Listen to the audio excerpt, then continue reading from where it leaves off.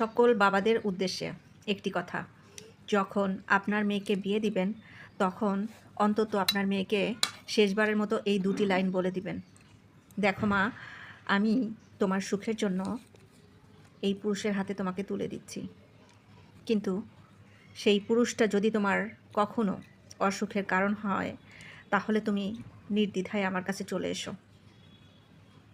এই কথাটা এই জন্যই বলছি যে একটা বাবার কাছে সন্তানের মৃতদেহ দেখার চেয়ে সারা জীবন সেই মেয়েটাকে নিজের ঘাড়ে, যেটা বলি আমরা কথায়, নিজের ঘাড়ে বসিয়ে খাওয়া অনেক ভালো। আমাদের প্রত্যেকের মেয়েদের ক্ষেত্রে এই একটি বার্তা, আমরা যেন অভিভাবক হিসেবে আমাদের নিজেদের অবস্থান থেকে এই স্টেপটা নিতে পারি। তাহলে আমার মনে হয় কোনো মেয়েই অন্তত সুইসাইড করার সময় ভাববে যে আমার শেষ আশ্রয়স্থল অবশ্যই আমার বাবা মা আছে।